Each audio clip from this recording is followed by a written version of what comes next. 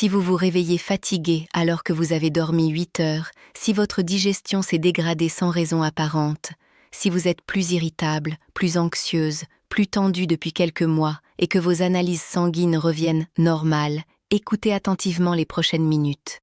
Il existe un nerf, à l'intérieur de votre corps, qui contrôle silencieusement votre niveau de stress, votre inflammation, votre rythme cardiaque, votre digestion, votre humeur, et même la qualité de vos liens sociaux.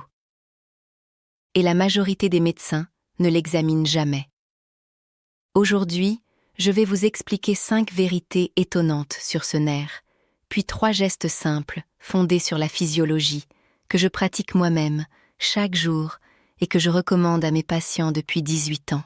Je suis le docteur Camille Lefebvre, médecin généraliste au cabinet médical Montaigne, à Bordeaux, et je peux vous dire que dans ma pratique quotidienne, ce nerf change littéralement la trajectoire de santé des personnes qui apprennent à s'en occuper, en particulier après 50 ans. Ce nerf, c'est le nerf vague. Il part du tronc cérébral, descend le long du cou, traverse la cage thoracique, puis plonge profondément dans l'abdomen, en envoyant des branches vers le cœur, les poumons, l'estomac, les intestins, le foie. C'est le nerf le plus long et le plus influent du système nerveux parasympathique, ce que les physiologistes appellent le système du repos et de la digestion. C'est lui qui, sans que vous y pensiez, calme votre cœur après un effort, relance votre digestion après un repas, module votre inflammation et tempère votre stress. Et la première chose qui m'a profondément marquée quand je me suis sérieusement penchée sur ce sujet, c'est une statistique qui inverse complètement la façon dont nous nous représentons notre propre corps. On nous a tous appris que le cerveau commande et que le corps exécute. Le cerveau donne des ordres au cœur, à l'estomac, aux poumons, et tout obéit. C'est faux. C'est même presque l'inverse. Environ 80% des signaux qui circulent dans le nerf vague vont du corps vers le cerveau, et seulement 20% descendent du cerveau vers le corps. Réfléchissez à cela une seconde. 4 messages sur 5 que votre nerf vague transporte sont en réalité des messages textes que votre cœur, vos intestins, vos poumons et votre microbiote envoient en permanence à votre cerveau pour lui dire ce qui se passe à l'intérieur de vous. La digestion avance-t-elle correctement? Y a-t-il de l'inflammation, quelque part? Le cœur tient-il son rythme? Le microbiote est-il équilibré? Votre cerveau, lui, est un poste de commandement qui reçoit ces données en temps réel et qui, à partir de ces informations, décide comment réguler l'ensemble du corps. Vous comprenez la portée de cela? Si les signaux qui montent sont brouillés, incomplets ou inexacts, votre cerveau prend de mauvaises décisions de pilotage sans même que vous en soyez consciente. Vous ne ressentez rien dans l'instant, mais votre tension grimpe, votre digestion ralentit, votre humeur s'altère, votre sommeil se dégrade. Restaurer la qualité de ces signaux, c'est rendre à votre cerveau la capacité de piloter correctement votre corps. Et c'est exactement ce que les gestes que je vais vous décrire dans quelques minutes vont permettre. Ce qui m'amène à la deuxième chose que peu de personnes savent. Votre nerf vague contrôle directement votre inflammation. Et là, je veux être précise, parce que beaucoup de mes patients confondent inflammation aiguë et inflammation chronique. L'inflammation aiguë, brève, ciblée, est utile et même indispensable. Quand vous vous coupez, l'inflammation nettoie, désinfecte, répare, puis s'éteint d'elle-même. Le vrai problème, c'est l'inflammation chronique de bas grade, celle qui ne s'éteint jamais, qui couve pendant des années dans les artères, les articulations, le cerveau, et qui finit par déclencher les maladies cardiovasculaires, le diabète de type 2, certaines maladies neurodégénératives et une grande partie de la fatigue inexpliquée que je vois quotidiennement en consultation. Or, votre cerveau possède un système intégré pour freiner cette inflammation, et ce système passe par le nerf vague. On l'appelle la voie cholinergique anti-inflammatoire.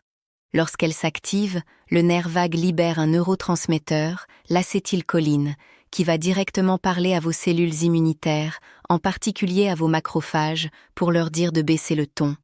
Imaginez un bouton de volume sur une chaîne IFI. Trop de bruit inflammatoire, le nerf vague tourne le bouton vers la gauche et le volume descend. Pas assez, et il le tourne légèrement vers la droite, juste ce qu'il faut pour défendre l'organisme sans le brûler.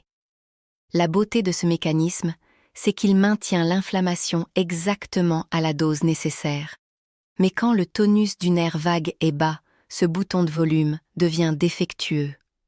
L'inflammation reste élevée plus longtemps qu'elle ne le devrait, et c'est là, très souvent, que la fatigue chronique s'installe et que les maladies de longue durée s'enracinent. Cela explique pourquoi tant de mes patients qui se plaignent d'être épuisés en permanence ont des analyses biologiques classiques normales. On ne mesure presque jamais le tonus vagal en cabinet de ville, et pourtant c'est très souvent là que tout se joue. La troisième chose qui surprend systématiquement mes patients, c'est ceci. Votre cœur ne bat pas comme un métronome, et c'est une excellente nouvelle. Nous avons tous cette image en tête du cœur régulier, tac, tac, tac, parfaitement constant. Cette image est inexacte. Un cœur en bonne santé varie en permanence, d'un battement à l'autre, par fraction de seconde. Ce phénomène a un nom, c'est la variabilité de la fréquence cardiaque, parfois abrégée HRV. Et la variabilité de la fréquence cardiaque est aujourd'hui considérée comme l'un des meilleurs biomarqueurs de santé globale et de résilience que nous ayons à notre disposition. Plus votre variabilité est élevée, plus votre corps est capable de répondre rapidement au stress, puis de revenir à un état d'équilibre. Plus elle est basse, plus votre système est rigide, lent à réagir et lent à récupérer. J'utilise souvent en consultation l'image du boxeur sur le ring. Un bon boxeur ne reste pas planté sur ses jambes. Il bouge, il esquive, il monte, il descend, il se déplace, il devient imprévisible, donc difficile à toucher, et il garde la capacité d'encaisser un coup, puis de repartir. Un cœur avec une bonne variabilité, c'est ce boxeur. Un cœur figé qui bat toujours au même rythme, c'est un boxeur immobile au centre du ring, vulnérable au moindre choc, et qui orchestre cette danse permanente du cœur, le nerf vague. C'est lui qui, à chaque inspiration, à chaque expiration, à chaque émotion, ajuste finement la cadence cardiaque. Travailler son nerf vague, c'est donc travailler directement sa résilience cardiovasculaire, sa capacité à encaisser le stress du quotidien sans s'effondrer. Le quatrième fait, et c'est sans doute celui qui me passionne le plus, c'est qu'il bouleverse la façon dont nous devrions penser la santé mentale après 50 ans. Votre nerf vague est l'autoroute physique de l'axe intestin-cerveau. Vous avez probablement déjà entendu parler de cette connexion entre l'intestin et le cerveau, mais peu de gens savent par où elle passe concrètement. Eh bien, elle passe par lui. Dans votre intestin vivent environ 39 000 milliards de bactéries, ce que l'on appelle le microbiote intestinal. Ces bactéries, lorsqu'elles digèrent ce que vous mangez, en particulier les fibres et les polyphénols contenus dans les végétaux, produisent des molécules très particulières que l'on appelle les acides gras à chaîne courte. Il y en a principalement 3, l'acétate, le propionate et le butyrate. Ces acides gras à chaîne courte sont détectés par des cellules sensorielles spécialisées qui tapissent la paramère son par Kojasi Shova, Dosso, Fovo, Tiisha. Stancétistin, Darlasamea, dès qu'elles les repèrent, elles envoient un signal qui remonte par le nerf vague jusqu'au tronc cérébral, puis vers 3 régions du cerveau qui gouvernent les émotions et le stress. L'hypothalamus, qui orchestre votre réponse hormonale au stress. L'amygdale, qui traite la peur et l'anxiété. Et le cortex préfrontal, qui réfléchit, raisonne et tempère les émotions brutes. Imaginez-le comme une rose. La fleur, c'est le cerveau. La tige, c'est le tronc cérébral, et les racines plongent dans votre ventre. Autrement dit, ce que vous mangerez ce midi va, ce soir, influencer la chimie de votre cerveau dans les zones exactes qui décident si vous serez calme ou irritable, anxieuse ou sereine, claire ou embrumée. Et n'oubliez pas, 80% des signaux du nerf vague vont du ventre vers le cerveau. Cela signifie qu'une grande partie de ce que vous appelez votre humeur, votre niveau de stress, votre sensation générale d'équilibre mental est en réalité dictée par votre intestin. Quand on dit avoir une intuition au creux du ventre, ce n'est pas une métaphore poétique, c'est une réalité neuro-anatomique. Et les 20% restants, ces signaux qui descendent du cerveau vers l'intestin, contrôlent votre motilité intestinale, la régularité de votre transit, la qualité de votre digestion. Quand le nerf vague fonctionne bien, cette conversation à double sens est fluide. Quand il s'affaiblit, on voit apparaître à la fois des troubles digestifs et des troubles de l'humeur. Et ces deux choses, dont on parle presque toujours séparément en médecine, ne sont en réalité que les deux faces d'un seul et même problème. Et puis il y a une cinquième vérité, plus intime, que je trouve absolument fascinante. Votre nerf vague est lié à votre vie sociale, à votre capacité à vous sentir bien au contact des autres. On a tendance à penser que le bien-être social est purement émotionnel ou psychologique, comme s'il flottait au-dessus du corps, déconnecté de la physiologie. Mais non. Il existe une base biologique très concrète à tout cela, et elle passe encore une fois par ce nerf. Le mécanisme, c'est l'ocytocine. L'ocytocine est ce que l'on appelle parfois l'hormone sociale. Elle est libérée dans le cerveau lors des interactions positives, quand vous retrouvez une amie que vous n'aviez pas vue depuis longtemps, quand vous tenez la main de votre conjoint, quand vous serrez un petit enfant dans vos bras, quand vous partagez une conversation profonde et sincère. Cette ocytocine, libérée dans des zones du cerveau qui régulent à la fois les émotions et la fonction parasympathique, déclenche la libération d'acétylcholine le long du nerf vague. Et que se passe-t-il alors ? Votre fréquence cardiaque ralentit, vos muscles se relâchent, votre anxiété baisse. Votre corps entre dans cet état d'ouverture, de réceptivité, de sécurité qui rend possible la connexion humaine. Autrement dit, la solitude et l'isolement social ne sont pas seulement un manque émotionnel. Ce sont des signaux qui appauvrissent directement le tonus de votre nerf vague et donc votre santé cardiovasculaire, immunitaire et digestive. C'est pour cela qu'après 50 ans, je dis à mes patients que cultiver des liens humains vrais, c'est aussi sérieux qu'une prescription médicale.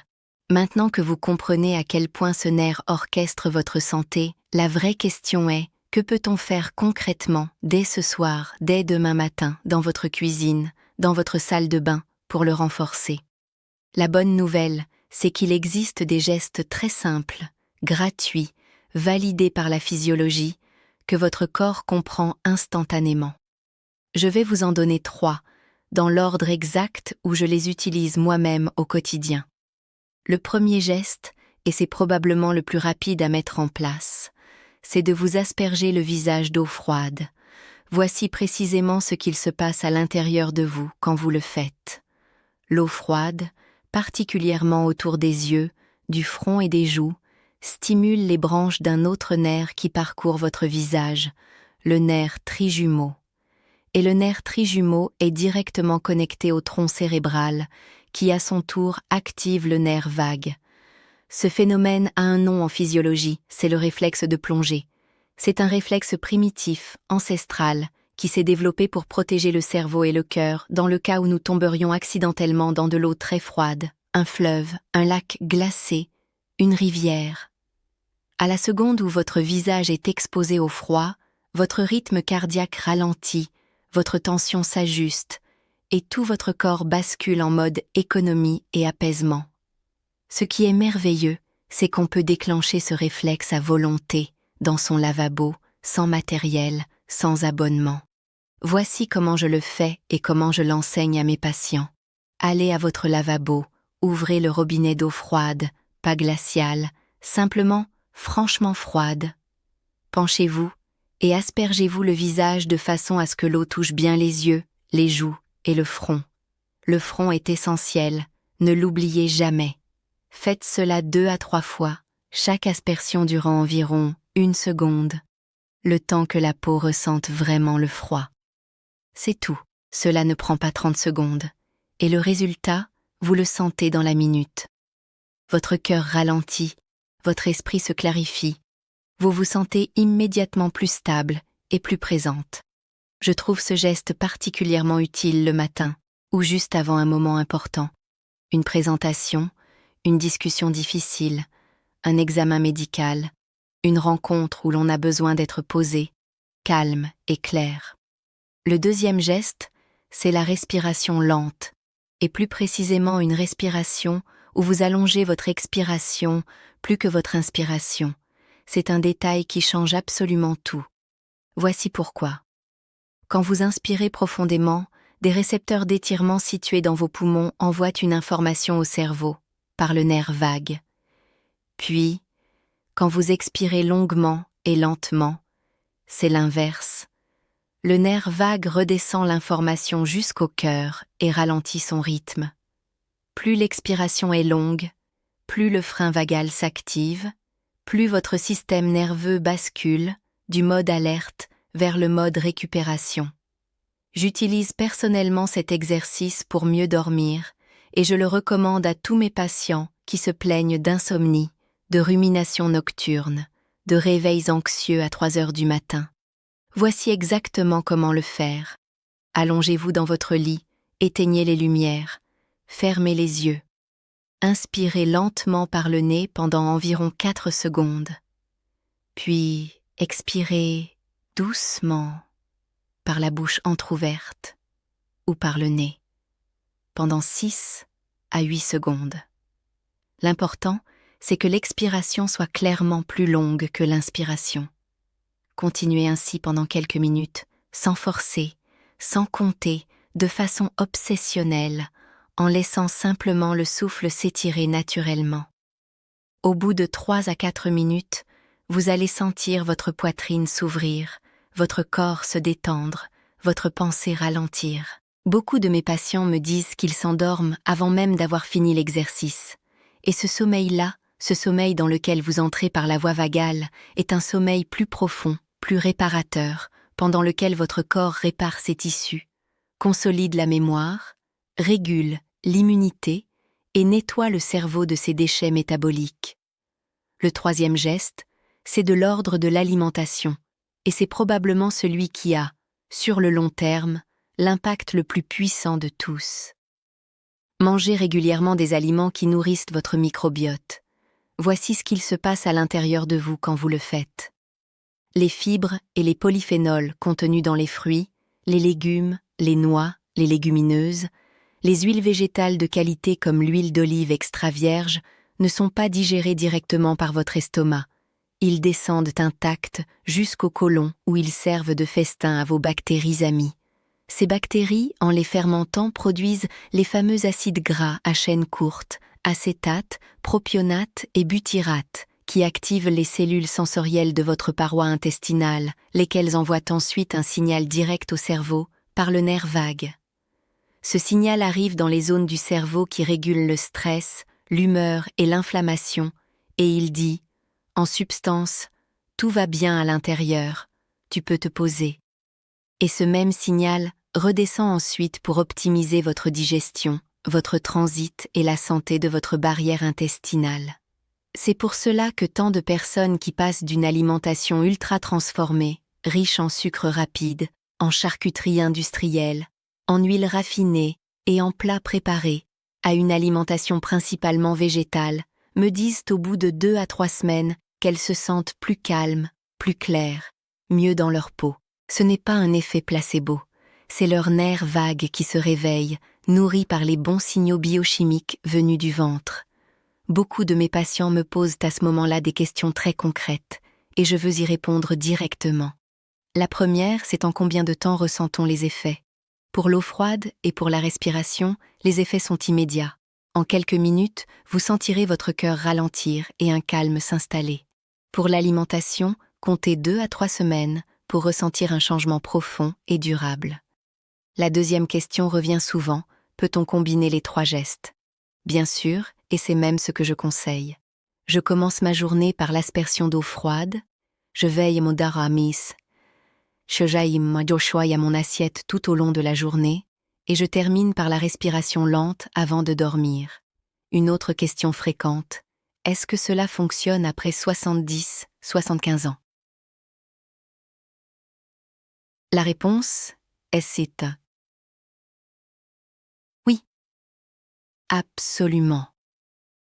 La plasticité du système nerveux autonome se maintient à tout âge, et je vois régulièrement, en consultation, des patients âgés transformer leur sommeil et leur énergie en quelques mets. Tumamjinina, tumajic. Avec ses sasa, tumahaisisesal, tuma, chul, tuma, kumare, tume, tumistises. Enfin, on me demande quels sont les signes d'un nerf vague affaibli. Ce sont presque toujours les mêmes, une fatigue persistante malgré le repos, une digestion lente, des ballonnements, un sommeil non réparateur, une anxiété diffuse, une humeur instable, et cette difficulté à récupérer après un stress émotionnel ou physique. Si je devais résumer ce que je viens de vous expliquer en une seule phrase, je dirais ceci. Vous possédez à l'intérieur de vous un nerf qui contrôle votre stress, votre inflammation, votre rythme cardiaque, votre digestion, votre humeur, votre sommeil et même votre capacité à vous sentir bien parmi les autres. Ce nerf, c'est le nerf vague. Pendant des décennies, la médecine l'a ignoré parce qu'on croyait que la santé se jouait uniquement dans le sang, les organes ou les gènes. Aujourd'hui, nous savons que c'est faux. Le tonus de votre nerf vague est l'un des leviers les plus puissants que vous ayez à votre disposition pour vieillir en force, en clarté et en sérénité. 3 gestes suffisent pour commencer. L'eau froide sur le visage, le matin ou avant un moment important. La respiration lente à expiration prolongée, le soir, dans le lit. Et l'alimentation riche en végétaux, en fibres, en polyphénols, au quotidien. Aucun de ces 3 gestes ne coûte le moindre euro. Aucun n'exige d'ordonnance. Aucun ne demande de matériel sophistiqué. Et pourtant, à eux 3, ils peuvent transformer la façon dont vous vous sentez dans votre propre corps, semaine après semaine. Après 18 ans de pratique clinique, je peux vous le dire avec certitude, les patients qui prennent au sérieux ces gestes simples sont ceux qui, à 60, 70, 80 ans, gardent une énergie, une humeur et une vitalité qui surprennent leur entourage. Le nerf vague est le pont biologique entre votre corps et votre esprit, et ce pont, vous pouvez le renforcer jour après jour. Ce contenu vous est proposé à titre éducatif uniquement et ne remplace pas un avis médical personnalisé. Consultez votre médecin avant toute modification importante de votre santé, de votre alimentation ou de votre traitement.